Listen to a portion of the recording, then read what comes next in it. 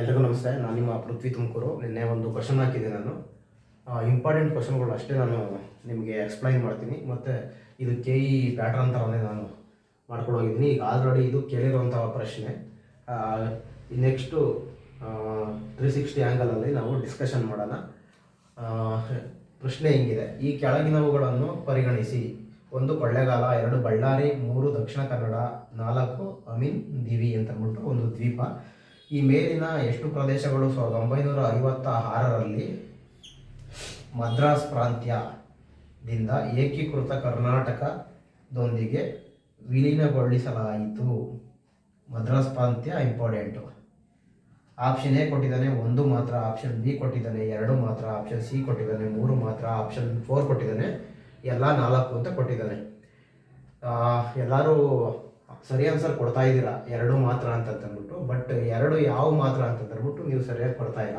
1 ಬಳ್ಳಾರಿ ಅಂತಿದ್ದೀರಾ, 1 ಕೊಳ್ಳೇಗಾಲ ಅಂತಿದ್ದೀರಾ, 1 ದಕ್ಷಿಣ ಕನ್ನಡ ಅಂತಿದ್ದೀರಾ. ಈ ಥರ ನೀವು ಕನ್ಫ್ಯೂಸ್ ಆಗಿದ್ದೀರಾ. ಇದನ್ನು ನಾನು ನಿಮಗೆ ಕ್ಲಾರಿಟಿ ಕೊಡ್ತೀನಿ. ಮೊದಲು ನಾವು ಈ ರಾಜ್ಯಗಳು ಹೇಗೆ ವಿಂಗಡಣೆ ಆದವು ಅದನ್ನು ನಾವು ತಿಳ್ಕೊಳ್ಳೋಣ. 1947ರಲ್ಲಿ ನಮಗೆ ಸ್ವಾತಂತ್ರ್ಯ ಬರ್ತದೆ. ಆ ಸ್ವಾತಂತ್ರ್ಯ ಬಂದಾಗ ನಮ್ಮ ಭಾರತ ದೇಶಕ್ಕೆ ಕೆಲವೊಂದು ರಾಜ್ಯಗಳು ಸೇರಲ್ಲ. ಆ ಸೇರದಿದ್ದಾಗ ನೆಹರೂರವರು ಒಂದು ಸರ್ದಾರ್ ವಲ್ಲಭಾಯ್ ಪಟೇಲ್ರವರ ಜೊತೆಗೆ ಒಂದು ಕಮಿಟಿ ಮಾಡ್ತಾರೆ. ಭಾರತ ಒಕ್ಕೂಟಕ್ಕೆ ಎಲ್ಲ ರಾಜ್ಯಗಳನ್ನು ಒಗ್ಗೂಡಿಸಿ ಒಂದು ಭಾರತನ ಮಾಡಿ ಅಂತಂದ್ಬಿಟ್ಟು ಕೇಳ್ತಾರೆ. ಆ ಕೆಲವೊಂದು ಭಾಗಗಳು ಯಾವಪ್ಪ ಅಂತಂದ್ಬಿಟ್ಟು ಈಗ ಡಿಸ್ಕಷನ್ ಮಾಡೋಣ.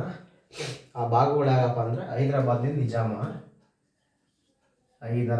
ನಿಜಾಮ, ಕಾಶ್ಮೀರದ ರಾಜ ಹರಿಸಿಂಗು, ಮತ್ತು ಜುನಾಗಢದ ನವಾಬ. ಇವರು 3 ಜನ ಭಾರತದ ಒಕ್ಕೂಟಕ್ಕೆ ಸೇರ್ಕೊಂಡದ. ಇವರು ಸ್ವತಂತ್ರವಾಗಿ ನಾವೇ ರಾಜ್ಯವನ್ನು ಆಳ್ಕೊಂಡಿರ್ತೀವಿ ಅಂತಂದ್ಬಿಟ್ಟು ಹೇಳ್ತಾರೆ. ಹೇಳಿದಾಗ ಸರ್ದಾರ್ ವಲ್ಲಭಾಯ್ ಪಟೇಲ್ರವರು ಇವ್ರನ್ನೆಲ್ಲರ ಮೇಲೆ ಮೊದಲು ಕೇಳ್ತಾರೆ. ಬಟ್ಟು ಇವರು ಕಾಶ್ಮೀರದ ರಾಜ ಸೇರ್ಕೊಳ್ತಾನೆ, ಮತ್ತು ನಿಜಾಮನು ಸೇರ್ತಾನೆ. ಹೈದರಾಬಾದ್ ನಿಜಾಮ ಸೇರ್ಕೊಳ್ಳಲ್ಲ. ಬಟ್ ಅವನ ಮೇಲೆ ಸೈನ್ಯ ತಗೊಂಡೋಗಿ ದಾಳಿ ಮಾಡಿ ಇವನು ವಶಪಡಿಸ್ಕೊತಾರೆ. ಆವಾಗ ಇದನ್ನು ಭಾರತ ದೇಶದೊಳಗೆ ಸೇರಿಸ್ಕೊತಾರೆ. ಅದನ್ನು ಹೈದರಾಬಾದ್ ವಿಮೋಚನೆ ದಿನ ಅಂತಂದ್ಬಿಟ್ಟು ಆಚರಣೆ ಮಾಡ್ತಾರೆ.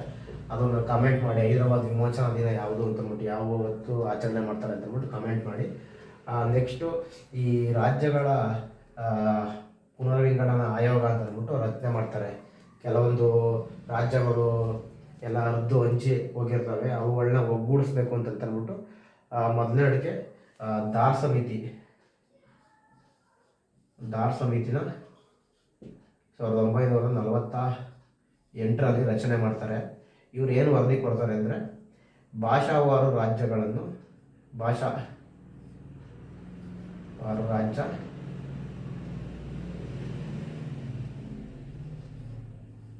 ವಿರೋಧ ಮಾಡ್ತಾರೆ. ಇವರು ವರದಿಯಲ್ಲಿ ಯಾವುದೇ ಭಾಷೆ ಆಧಾರದ ಮೇಲೆ ರಾಜ್ಯವನ್ನು ರಚನೆ ಮಾಡಬಾರ್ದು ಅಂತಂದ್ಬಿಟ್ಟು ಇವ್ರದ್ದು ವರದಿ ಕೊಡುತ್ತೆ ದಾರ ಆಯೋಗ. ಇದಾದ ಮೇಲೆ ಇದು ವಿರೋಧ ಆಗುತ್ತೆ. ನೆಕ್ಸ್ಟು ಇನ್ನೊಂದು JVP ಕಮಿಟಿನ 1948ರಲ್ಲಿ ಸ್ಥಾಪನೆ ಮಾಡ್ತಾರೆ. ಇದು 49ರಲ್ಲಿ ವರದಿ ಕೊಡುತ್ತೆ. JVP ಅಂದರೆ ನೆಹರು, V ಬಂದರೆ ಸರ್ದಾರ್ ವಲ್ಲಭಾಯ್ ಪಟೇಲು, P ಬಂದರು ಪಟ್ಟಾಭಿ ಸೀತಾರಾಮಯ್ಯ ಅಂತ ಅಂದ್ಬಿಟ್ಟು 3 ಜನ ಸೇರಿ ಒಂದು ಕಮಿಟಿ ರಚನೆ ಆಗುತ್ತೆ. ಈ ಕಮಿಟಿ ಒಳಗಡೆಗೆ ರಾಜ್ಯಗಳ ಭಾಷಾವಾರು ವಿಂಗಡಣೆ ಮಾಡಬೇಕಾ ಬೇಡವೋ ಅಂತಂದ್ಬಿಟ್ಟು ವರದಿ ಕೊಡೋಕ್ಕೆ ಇದು 1949ರಲ್ಲಿ ವರದಿ ಕೊಡುತ್ತೆ. ಸದ್ಯದ ಮಟ್ಟಿಗೆ ಯಾವುದೇ ಭಾಷೆ ಆಧಾರದ ಮೇಲೆ ರಾಜ್ಯವನ್ನು ರಚನೆ ಮಾಡಬಾರ್ದು ಅಂತಂದ್ಬಿಟ್ಟು ಇವರು ವರದಿ ಕೊಡ್ತಾರೆ. ವರದಿ ಕೊಟ್ಟಾಗ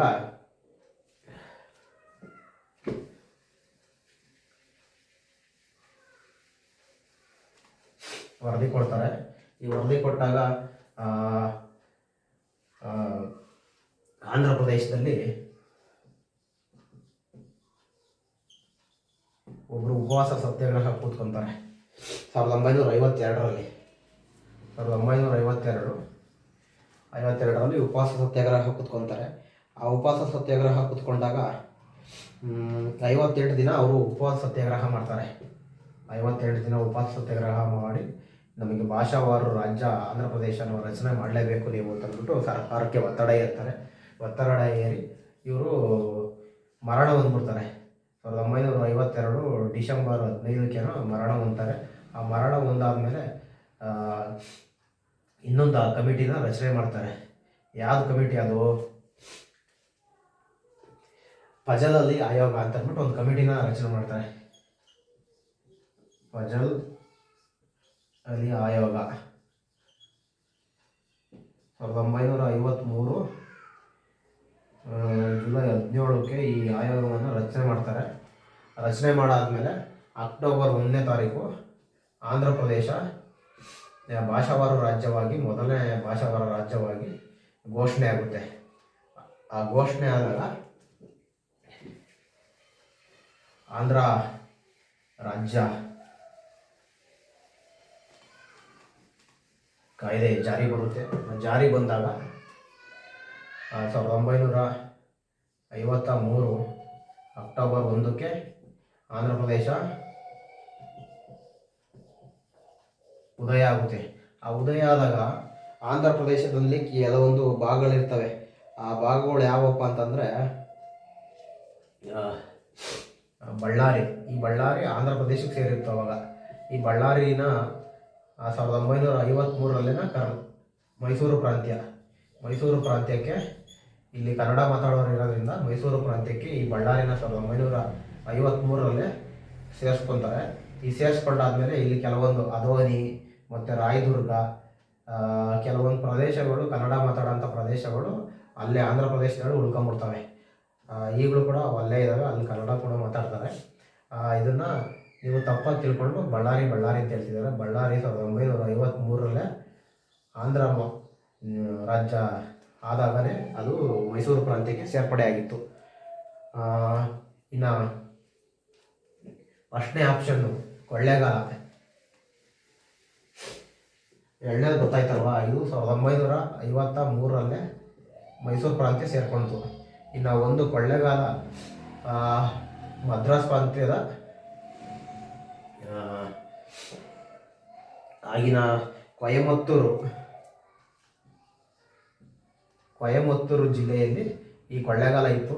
ಈಗಿನ ತಮಿಳುನಾಡು ಮದ್ರಾಸು, ಈಗಿನ ತಮಿಳುನಾಡು ಕೊಯಮತ್ತೂರು ಜಿಲ್ಲೆಯಲ್ಲಿ ಈ ಕೊಳ್ಳೇಗಾಲ ಇತ್ತು. ಈ ಕೊಳ್ಳೇಗಾಲನ 1956 ಮೈಸೂರು ರಾಜ್ಯಕ್ಕೆ ಸೇರ್ಪಡೆಗೊಳಿಸಲಾಯಿತು. ಈ 56 ಯಾಕೆ ಆಯಿತು ಅಂತಂದರೆ ಇವರಿದ್ರಲ್ಲ, ಫಜಲ್ ಅಲಿ ಆಯೋಗ ಮಾಡಿದ್ರು ನೋಡಿ. ಫಜಲ್ ಅಲಿ ಆಯೋಗ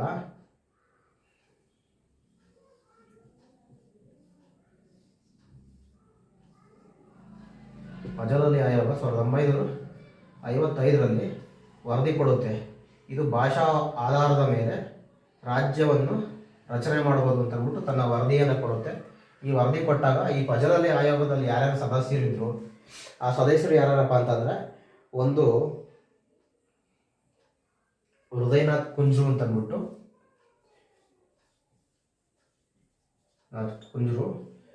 ಮತ್ತು ಇನ್ನೊಬ್ಬರು ಪಣಿಕ್ಕರ್ ಅಂತ ಅಂದ್ಬಿಟ್ಟು ಇಬ್ಬರು ಇರ್ತಾರೆ. ಆ ಇಬ್ಬರು ಮತ್ತು ಇವರು ಅಧ್ಯಕ್ಷರು ಫಜಲ್ ಅಲಿ ಅವರು. ಈ ಅಧ್ಯಕ್ಷರು ಇವರು 3 ಜನ ಸೇರಿಕೊಂಡು 1955 ವರದಿ ಕೊಡ್ತಾರೆ. ಈ ವರದಿನ ಆಧಾರದ ಮೇಲೆ 1956 ಈ ಕರ್ನಾಟಕ ರಾಜ್ಯಗಳ ಪುನರ್ವಿಂಗಡನಾ ಆಯೋಗ ವರದಿಯ ಅನುಷ್ಠಾನ ಬಂದು ರಾಜ್ಯಗಳ ಪುನರ್ವಿಂಗಡಣೆ ಕಾಯ್ದೆಯನ್ನು ಜಾರಿ ಮಾಡಲಾಗುತ್ತದೆ. ಈ ಜಾರಿ ಮಾಡಾದ್ಮೇಲೆ ಈ ಟೈಮಲ್ಲಿ ಭಾಷೆ ಆಧಾರದ ಮೇಲೆ ಈ ಕೊಳ್ಳೇಗಾಲನ 1956 ಕೊಳ್ಳೇಗಾಲನ ಕೊಯಮತ್ತೂರು ಜಿಲ್ಲೆಯಿಂದ ಮೈಸೂರು ರಾಜ್ಯಕ್ಕೆ ಸೇರ್ಪಡೆಗೊಳಿಸಲಾಯಿತು. ಇನ್ನು ದಕ್ಷಿಣ ಕನ್ನಡ ಬಂದು ಇದು 90% ಮೈಸೂರು ರಾಜ್ಯದಲ್ಲೇ ಇತ್ತು. ಆಗ ಇದನ್ನು ಕೂಡ ಮೈಸೂರು ರಾಜ್ಯಕ್ಕೆ ಸೇರ್ಪಡೆ ಮಾಡಲಾಯಿತು. ಬಟ್ ಇದನ್ನು ಕಾಸರಗೋಡು ಮತ್ತು ಅಮೀಂದವಿ ಅಂತಂದ್ಬಿಟ್ಟು ಇಲ್ಲೊಂದು ಇದೆಯಲ್ಲ, ಇವೆರಡು ಈಗ ಕಾಸರಗೋಡು ಬಂದು ಈಗಿನ ಕೇರಳ ರಾಜ್ಯಕ್ಕೆ ಸೇರ್ಪಡೆ ಆಯಿತು. ಈ ಅಮೀಂದವಿ ಒಂದು ಅಮಿಂದವಿ ಮತ್ತು ಮಿನಿಕಾಯ ಅಂತ ಅಂದ್ಬಿಟ್ಟು ಕೆಲವೊಂದು ದ್ವೀಪಗಳನ್ನ ಸೇರಿಸ್ಕೊಂಡು ಒಂದು ಕೇಂದ್ರಾಡಳಿತ ಪ್ರದೇಶನ ಘೋಷಣೆ ಮಾಡ್ತಾರೆ. ಈ ಕೇಂದ್ರಾಡಳಿತ ಪ್ರದೇಶ 1973ರಲ್ಲಿ ಲಕ್ಷದ್ವೀಪವಾಗಿ ಮರುನಾಮಕರಣಗೊಳ್ಳುತ್ತೆ.